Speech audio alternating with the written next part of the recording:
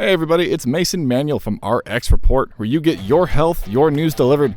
I'm here in Nashville, Tennessee at the APhA annual meeting, and you're listening to the third episode that we produced here on the show floor, where we're showcasing everything that's happening. I cannot wait to show my latest guests. It's going to be the leadership of APhA, Michael Hogue, Randy McDonough, and Alex Varkey. We're going to get right into it so you can stop listening to me talk about it, and we can instead view it together. Let's go.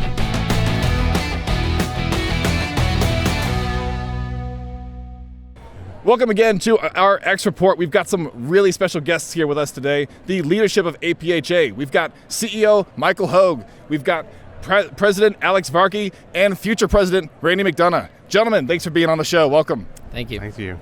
We have got so much going on here at the APhA annual meeting. It is insane how much has been achieved, how much is going to be changed with the policy work. So I really want to get your all's opinions on everything happening both at the show but also in pharmacy.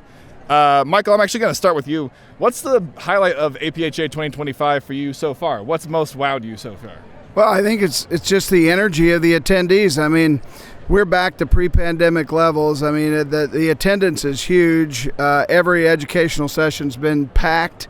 The general sessions have been packed. The energy level is high. People are positive, optimistic about the future of pharmacy, and it feels really great. I mean, it's hard to not be inspired in this environment. And that's a lot coming from you because you've been to quite a few annual meetings. How many of these have you been to? Well, I attended my first one in 1993, so it's been a few. And, I think I heard a rumor. Didn't you propose to your wife at one of them? Wasn't that like a big Yeah, that's right. I didn't know you were going to ask about that, but yes, that's true. We do our research, yeah. That's great. Yes, I did. That was one of my meetings back in Seattle in 1994. I got down on one knee and she said yes, and this will be our 30-year wedding anniversary this year. Beautiful. Everybody watching, take point. You have to up your game for proposals. Like, make sure that you find the biggest stage possible, become the leader of said stage, and then propose. So what do you think the biggest obstacles for pharmacy are over the coming year between now and APhA 2026 in Los Angeles, and how does APhA intend to tackle those issues? I personally think that we have to get pharmacists paid for their care services.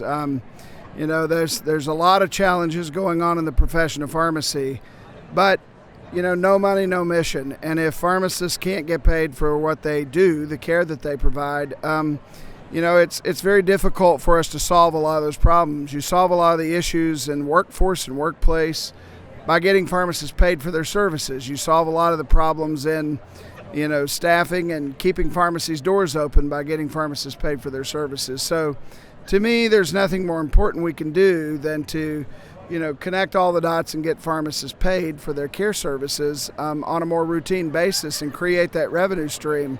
So that's what I think we should focus on. Cool. I'm looking forward to the change happening. I know a lot is being sourced right here at APhA 2025. Alex, I'm going to move on to you.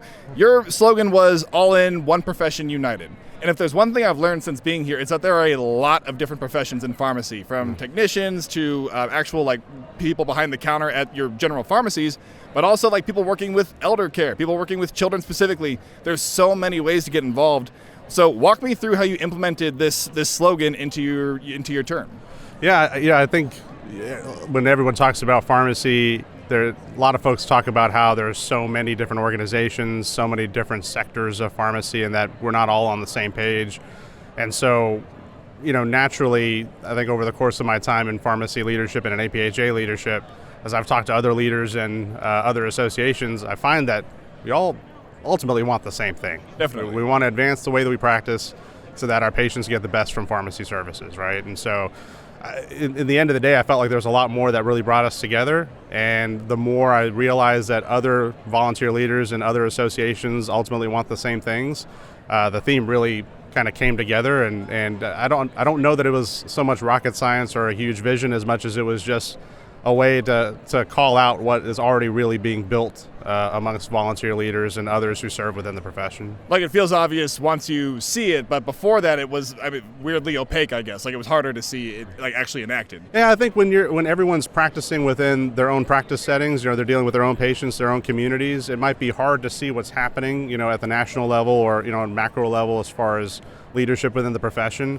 But when you talk to leaders across the profession, ultimately everyone agrees on most things. There may be similar goals for different associations, and there might be a little competition associated with that. But in the end of the day, as it relates to advancing pharmacy, and APhA has always had the spirit of convening the entire profession and representing the entire profession. I felt that it was really our place to be essentially a welcoming environment to ensure that everyone has a home within the profession. You mentioned leadership in the profession, and you've been the president of APhA for years now, and you've made a massive amount of change in that profession. Yeah. So I've got to ask, what is your biggest accomplishment from your term? Yeah, I think there are two things, and they both work together, I think. When I was president-elect, I had an opportunity to lead our Strategic Directions Committee.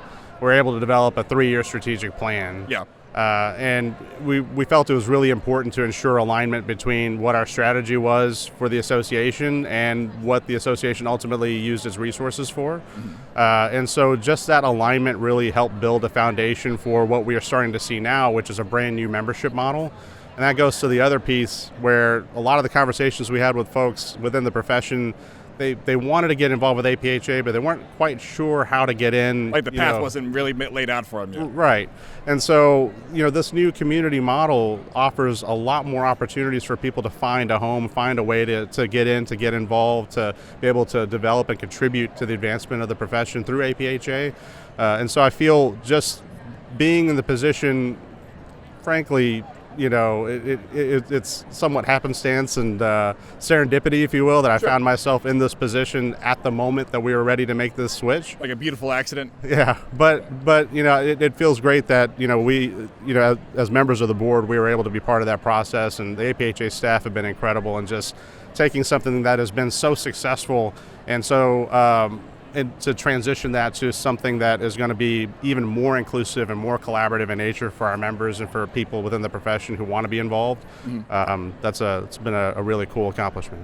I'm going to butt in. Go for it. Alex has a characteristic that I want to give him credit for, and I think especially if there's students that listen to the podcast, because one of the things that Alex is excellent at is making sure that all voices are heard and that all perspectives are given at the table. And we didn't just accidentally get through to get our new communities in place and come to this new structure. It happened because you were an intentional president who listened carefully to the voices at the table and actually brought everybody together and rallied the team around a model that would help grow the association. So I really think the association owes you a great debt of gratitude for the way that you approached it. So kudos to you. I appreciate that, Mike. And that really bleeds into the whole thing around APhA of like many paths, one home. There is so much collaboration happening across the industry right here in Nashville. That's right. And that has a lot to do with the leadership that you all at this table have brought.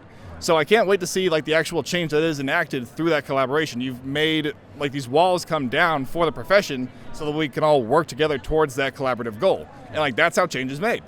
I can't wait to see how it goes. I've got one more question for you, Alex. We always hear about how challenging the profession is. Yeah. It is a hard job, especially when you're doing like business on a loss with PBMs, whether you're dealing with tough prescription rules or tough treatment rules. So I'm curious, like all I considered, what is your message to student pharmacists just getting involved? Like how do you ignite that inspiration in them? Yeah, I think one of the things that I'm learning over the course of my career that I had heard from mentors over the course of my time going through school and then, really establishing myself within pharmacy practice, you hear about how many options there are within pharmacy and that there are so many different ways that you can make a difference, in your communities, within your profession, regardless of what practice setting you choose, regardless of what organization you choose to work for. The other thing that's really cool about going through pharmacy school and obtaining the skills that you can through that is that a lot of those skills are transferable in so many different industries and so many different options. So what you're able to do and what you have at your disposal once you graduate from pharmacy school, the opportunities are endless. Like at APhA alone, we have so many people who are pharmacists, but they're not practicing pharmacy. Like they're doing legislation updates, they're doing communication updates, like things that are very much like not what was taught at pharmacy school, but still was a transferable skill. Absolutely. And with technology being such a disruptor in so many different industries, pharmacists being involved in healthcare technology companies is absolutely essential as it relates to how we are able to effectively make tools that allow pharmacists to do more things. Resources are always a challenge for any organization, and sure. so as pharmacists continue to adapt, to a new environment, pharmacists are finding themselves in opportunities that didn't exist maybe 10 or 15 years ago. And so I think it's really important to understand that while some of the traditional channels are looking a lot different than they did maybe 20 years ago, it may not always necessarily be a bad thing. And the skills that you're building today can certainly help you, master those skills and be able to, make a difference in the future. And I love to see that. So you're passing the crown to Randy here, who is going to be our president on Monday. Randy, your theme is create your own destiny. So I'm curious, tell us a little bit about why you chose that and how you'll use that theme through this next year to move the profession of pharmacy forward. Sure. Thanks, Mason. My whole career has always been about, how do you challenge the status quo? Because you have people who, tell you how things should be done. You have people who tell you what can't be done. You have circumstances that sometimes, block the way of what you think you want to do. And I've seen that. I've seen that as a young student. I saw that as a young pharmacist, and I saw that in my career throughout my time as a pharmacist. And early on, I made the decision that instead of allowing people to dictate how the profession should look and how I should practice and what's possible in my life, I decided that it was more important for me to have that professional vision, to recognize that there is something else that's out there. And so I've done that, and I think I've demonstrated that throughout my career that, just because it didn't exist doesn't mean it can't. So you're not just like putting one foot in front of the other, you're actually seeing the forest through the trees and being absolutely. Like, okay, here's the path that we need to take to get to there. And sometimes, I think the challenge that I had is I could see the path, not everybody saw the path, but once we got them there, like, okay, now we get it. So it's exciting for me to inspire young pharmacists to saying, how did you get there? And the point I want them to know is that you just have to have confidence in yourself and don't be afraid to take that chance, take that risk. That's something that I'm hearing from everybody around the table here about that, having that collaborative vision that, like, everybody wants to probably get to the same place, but everybody has their own different ways of doing that, which can kind of hamper achieving that goal. But what you all have done here has basically put the lampposts on the right way to go, and now you are collectively achieving that vision. Yeah. And I think that's a great thing about not just what the annual meeting stands for, but what APhA stands for. What are you most looking forward to about your presidency? You're coming up, you're going to have the big job. What are you going to do with that? I am filling some big shoes, literally. He wears a size 16 shoes. Alex is very tall, yeah. So from my perspective, and I think both Alex and Michael have seen this with me being on the board for 6 years, and that is, let's challenge what's happening out there. And let's demonstrate to the people who make the decisions about pharmacy what pharmacy is all about, what pharmacists and pharmacy staff, technicians, what the whole team is about, what we are able to do. I proudly say we are the drug therapy expert. Well, there comes a lot of responsibility with that, but we need to demonstrate that with every encounter that we have with our patients and every encounter we have with other healthcare providers. They need to recognize us and really appreciate what we bring to the team as the drug therapy expert. 100%. And it's weird, it should not be breaking news that the people who are in charge of prescribing the doses to specific patients with specific issues should be involved with the actual care of the patient. Yeah. Like, it seems like that's a shocking item for a lot of people, which blows my mind. But I am excited to see how you guys are getting the profession more involved with that patient care. What do you think the biggest challenge facing pharmacy today is? Well, I think Michael already hit that well, and that's about the reimbursement. Yeah. But I think the other thing that I see, we talked about all the different avenues that are possible for pharmacists out there, and that's great. Yep. And I would also say, even though we may make the light post, there's still a lot of different things we haven't figured out yet that I love when people come up with their own ideas and innovations and things like that. But what I like to see that I still think might be an obstacle out there is it used to be kind of cool that you were a practitioner, the impact that you could have with your patients. And I think, because of all the issues that we've had with reimbursement, burnout, workplace issues, I think people are more hesitant about going into practice. I want to show them that I've had a wonderful career.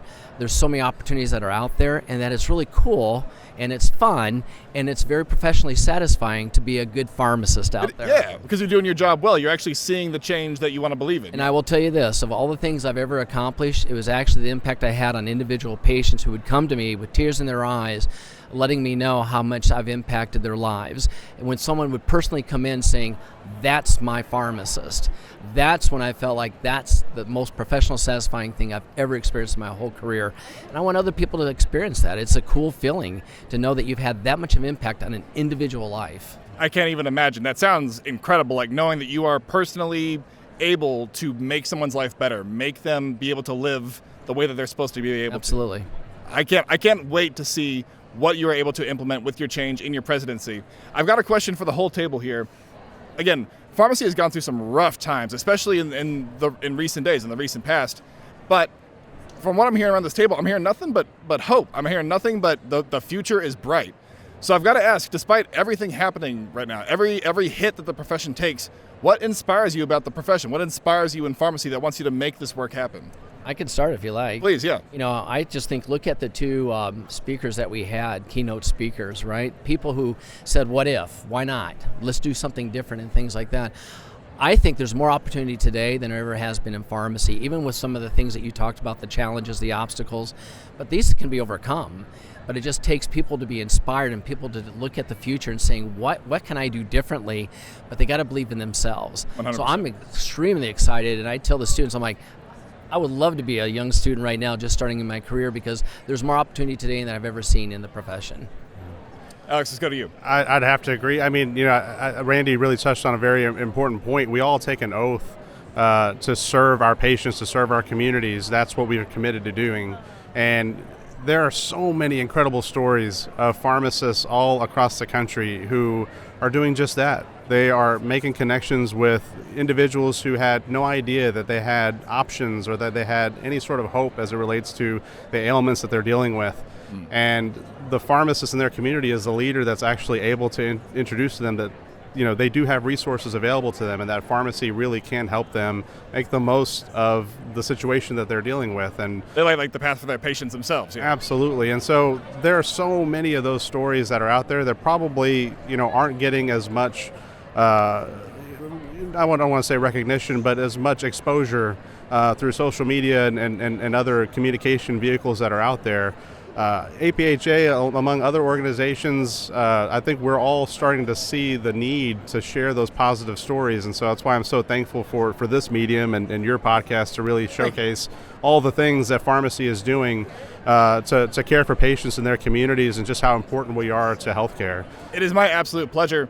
I'm not a pharmacist, as everybody here knows, but I had no idea how many inspiring stories there are in the profession, so it's really a joy just to be able to watch what you and people like you do, and then see the actual change that happens because of it. Michael, close us out. What about pharmacy most inspires you?